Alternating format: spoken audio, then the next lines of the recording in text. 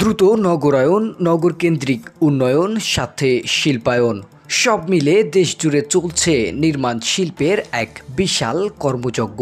আর এই নির্মাণ যজ্ঞের অন্যতম উপাদান ইট।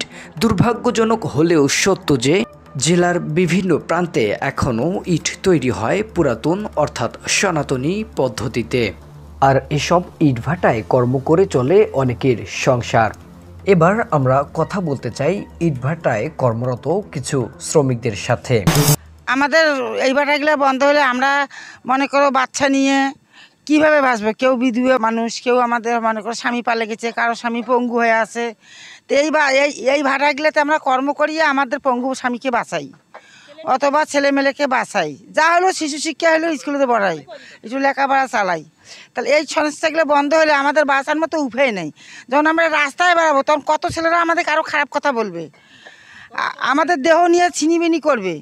সরকারের ভাটা চাচ্ছে আমাদের একটাই আবেদন থাকি, এরকম আরও 2-4টা ভাটা হোক, এরকম আরও 2-4টা ভাটা হোক, আমাদের মতো দুঃখী কর্মী আরও আমরা বাঁচি।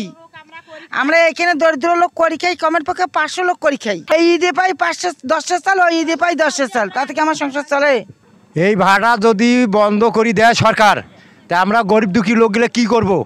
রাস্তায় নামতে হবে, ছিনতাই করিও করতে হবে, তখন মনে কর জেলখান ভর্তি করতে হবে। এই তো তা আমরা এলে কি না, হ্যাঁ আমরা যাই চুরি করলে তাকে, তার বউ বাচ্চা তারা তো চুরি করবে না, তাকে তো নিবে, তখন তো কী করি খাবে? তাই আমরা যেভাবে করি খাচ্ছি এইভাবে সিনে আমরা খাইতে পারি, এইটাই আমরা চাচ্ছি। সরকার যদি সম্পূর্ণ দায়িত্ব নেয় আমাদের যে ভাড়া বন্ধ করে দেবো, তা আমাদের পুষুক, আমরা তাতে কি। আর এই কাছের আমার মূর্খ টুর্খ মানুষ, হ্যাঁ কি করি খাবো?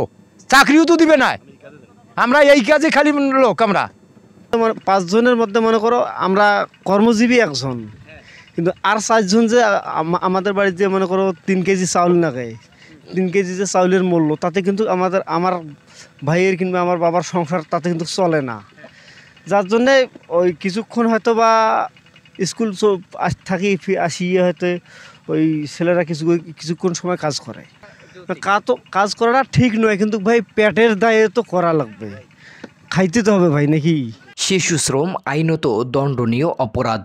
বাংলাদেশ জাতীয় শ্রম আইন 2006 অনুযায়ী 15 বছরের কম বয়সী শিশুদের কাজ করানো হলে তা শিশু শ্রমের অন্তর্ভুক্ত বলে গণ্য হবে। তবে এসব আইন ইটভাটাগুলো মানছে কিনা এ ব্যাপারে তথ্য সংগ্রহ করতে ঢুকে পড়ি রংপুরের বদরগঞ্জের ABC2 ব্রিকফিল্ডে। সেখানে গিয়েই তথ্য সংগ্রহ করতে গেলে পড়তে হয় বাধার মুখে। আমি কেন নেবো? ছবি উঠান, আমাদের ব্যবস্থা কি নেবো আপনার কাছ থেকে? এই যে বললেন ছবি তুললে কেন, সেই জন্য আমি বলছিলাম যে ভাই আমি কাজটা করেছি, আসি যে ভাই বসেছিল না, বসে আমি করে ওঠে কি সমস্যা করে নেই। আচ্ছা চালু করেন, ছাড়া কোনো কাজ হবে না। সেটা আপনাদের বক্তব্য। আপনি যান কলকারখানা থেকে শুরু করে সব জায়গায় বাচ্চা, কোন জায়গায় বাচ্চা নেই? হ্যাঁ সেটাই আপনি বলেন, আমাদের কথা খাবার আসন করতেছিল, আপনি বলেন, আপনি আপনারটাই বলেন। তাহলে এখানে অনেক আমরা আসলাম, দেখলাম যে ভাই অভিযোগ করতাম যে ভাই আপনার বিরুদ্ধে এই যে এটা অভিযোগ হচ্ছে, আপনি যেভাবে রাব বিহেভ করতেছেন এটা তো মানে